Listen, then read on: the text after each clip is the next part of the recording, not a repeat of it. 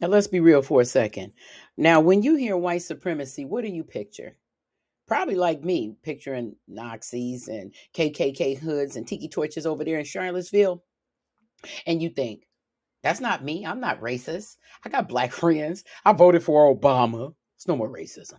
But see, that's exactly the problem. That's the problem, love bug. See, we've been taught, we as a society have been taught that white supremacy is just about extremists, the obvious villains we can all agree to hate.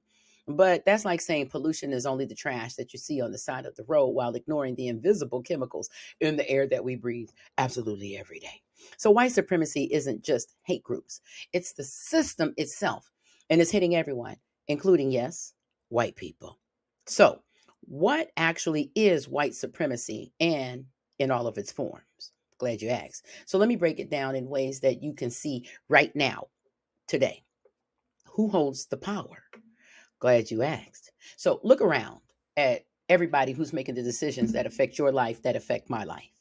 All right. Your governor, yeah, probably white. 96% are. Your Congress members, mostly white. 90%. The people deciding if you get a loan, mostly white. The people who decide which neighborhood gets investments, mostly white. The Hollywood executives choosing what stories get told, 93% white. You see, the publishers deciding which books you see, well, now we can say 100% white, right? Okay. This isn't a conspiracy, it's just math.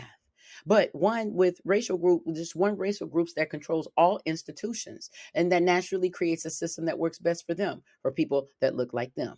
The Constitution, for example. Now, here's where it gets really, really subtle. Band-aids come in flesh tone. Who's flesh? Okay. Nude clothing becomes beige. Who's nude? Professional hair means straight, not natural black. A good neighborhood means we all know what that's code for, right? And speaking proper English means sounding white. White supremacy convinces us that white equals the default, equals normal, equals better. And everything else is other, ethnic, urban, at risk. Now, you see how that works? So let's get into number three, the economy. Now, this one hits everybody. Want to know why you can't afford a house, why wages are stagnant, why healthcare is broken? Well, part of it is this. For decades, politicians have gotten working class white people to vote against their own economic interests by scaring them about black people, immigrants, and what? Urban crime. Remember when Reagan talked about the welfare queens? I certainly do. Well, he wasn't talking about corporate welfare or bank bailouts. He meant black mothers. Lee Atwater, a Republican strategist, literally admitted in 1981, quote, you can't say the word nigger, nigger, nigger. So you say forced housing, busing, states' rights. And then you get more abstract talk about cutting taxes. Blacks get it worse than whites. Subconsciously, that's part of it. Yeah, I'll paraphrase him. But anyway, the translation, they sold the white working class people with cuts by the rich, promising that it would hurt black people more than it would hurt them. So spoiler alert, it hurt white people too. It hurts y'all too. Number four, the prison system. Let's talk about it, y'all. The U.S. has 5% of the world's population, but 25% of the world's population. Black people are incarcerated at 5 times more than the rate of white people for the same crimes with the same criminal histories. Picture that. But here's what affects white communities too. Private prisons profit off mass incarceration. They lobby for harsher laws, more mandatory sentences, and 3 strikes, you're out. And guess what? Poor white people get caught in that net too. Just in case you didn't think you do, you do. The system was built to target black communities, but the machine doesn't care. It just needs bodies to profit. Do you understand? Number five, healthcare, literally life and death. Black women are 3 to 4 more times likely to die in childbirth than white women, even when they're wealthy and educated. But America's broken healthcare system, that's killing white people too. Opioid crisis, anyone? The difference is when white communities suffer, it's called an epidemic and treated with compassion. When black communities suffer from crack cocaine in the 80s, for example, it was called a crime wave and treated with militarized police and mass incarceration. Same problem, different responses based on race.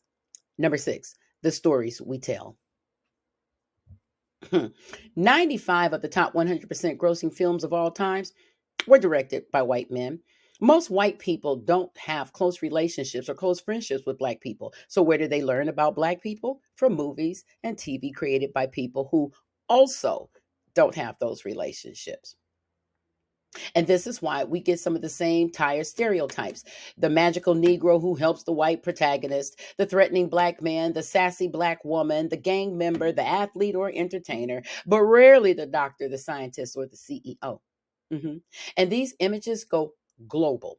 American media spreads worldwide, teaching the whole planet that white equals default, equals protagonistic, equals fully human. Mhm. Number seven, the classroom. 82% of teachers are white. You do know that, right? Most were educated in systems that taught a whitewashed version of history. Slavery was bad, but it was also a long time ago. Wrong. My grandfather is still alive during the Jim Crow, okay? Civil rights was about states' rights. Rights to do what? Exactly. Yeah. Columbus discovered America. Discovered for who? Y'all funny. Thanksgiving was a friendly dinner. Genocide says otherwise. You understand? Kids of all races learn that white people are the heroes, inventors, artists, and leaders. Everyone else is a footnote. Yeah. Number eight, the neighborhood. Redlining. The practice of denying loans and services to black neighborhoods was legal until 1968. Now, that's not ancient history. That's your parents' generation, maybe your generation, whoever's looking at this right now. The result, white families built generational wealth through home ownership, while black families were systematically denied the same opportunity. Today, the average white family has 10 times the wealth of the average black family. Picture that, 10 times. This affects everyone. Why?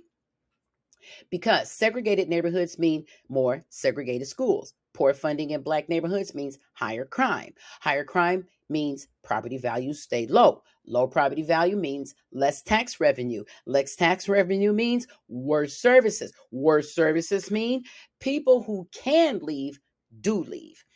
And then what? The cycle continues. Now, why this matters right now?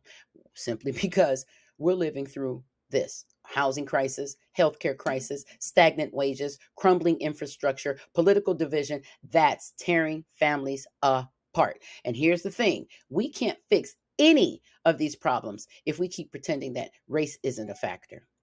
When politicians pit working class white people against working class black and brown people, the only winners are the wealthy elite. That's what you don't understand. Who don't seem to notice us who don't want us to notice that they're robbing us blind. So you see, white supremacy isn't just about the Klan. It's the hiring manager who thinks Jamal sounds less professional than Jake. The realtor who steers black families away from good neighborhoods. The teacher who disciplines black boys and girls more harshly for the same behavior as the white child. The doctor who doesn't take black patients' pain seriously. The politician who cuts social programs while giving tax breaks to corporations. The cop who sees a threat instead of a teenager. Trayvon Martin. The system that gave your grandparents a leg up while holding other families back. What do we do about it? First, stop getting defensive when somebody points it out. Second, recognize that naming it isn't about blame, it's about seeing it clearly. Okay. Third, understand that this system is hurting white people too. It's dividing you all against each other. So you don't have to unite against people actually hoarding the wealth and the power. See how that works? And finally, take responsibility for dismantling it. Take responsibility. Yeah. Not because you're personally people or bad people, because that's not it. Because you're the ones with the power to change it. It's just that simple. So the question isn't whether this system exists. The question is, now that you see it, you really see it, what are you going to do about it? Well, my name is Larissa. I am indeed the People's Reporter. And I just love giving the information, baby, for everybody to see because it's important. While they are going around and they are pitting us all, including immigrants of color, got us all at each other, they're the ones that's benefiting. Racism is expensive for us and beneficial for them. My name's Larissa. I'm the People's Reporter, and baby, I'm new here, but I got a whole lot to say. Like I told you, I've been waiting my whole life. I've been waiting my whole life to be able to come up here and talk about the injustices of not only this land, but the world at large. All right, y'all. Y'all know my mantra. What? Say it with me. Come on now. Power to the people.